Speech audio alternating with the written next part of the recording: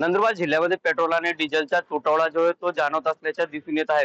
गेल्या काही दिवसापासून मोठ्या प्रमाणावरती पेट्रोल आणि डिझेलची मागणी वाढली असल्यामुळं याचा परिणाम आता थेट इंधनावरती होताना दिसून येत आहे आणि पेट्रोल पंपवरती नो डिझेल आणि नो पेट्रोल पंप अशा बोर्ड जे आहे ते लावण्यात आलेले आहे. पेट्रोल शिल्लक नसल्याचे बोर्ड जे आहे ते झळकताना दिसून येत आहे. तर दुसरीकडे नंदुरबार जिल्ह्याच्या शेजारील असलेल्या गुजरात राज्यात देखील अनेक पेट्रोल पंपांवरती पेट्रोल आणि डिझेल शिल्लक नसल्यामुळं तिथले वाहनधारक जे आहे ते नंदुरबार मध्ये येऊन पेट्रोल आणि डिझेल भरत असल्याचे देखील दिसून येत आहेत. एकंदरीत युद्धामुळे कुठेतरी या पेट्रोल आणि डिझेलच्या कंपन्यांवरती परिणाम जो आहे तो जाणवत असताना दिसून येत आहेत. तर दुसरीकडे कच्च्या तेलाच्या दरात मोठी वाढ झाल्यामुळं पेट्रोल आणि डिझेलच्या दरात देखील नंदुरबार जिल्ह्यामध्ये वाढ जी आहे ती झालेली आहे.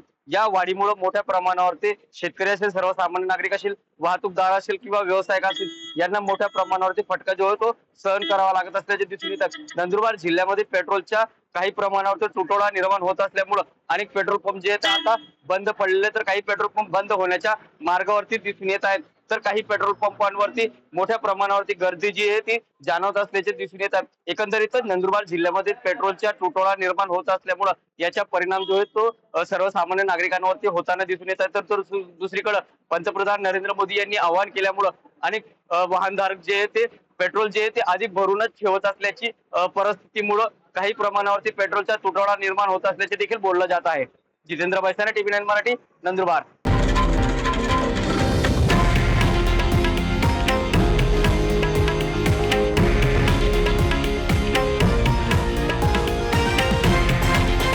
हे आहे देशातील नंबर 1 न्यूज नेटवर्क आणि आपण पाहत आहात TV9 मराठी, एकमेव.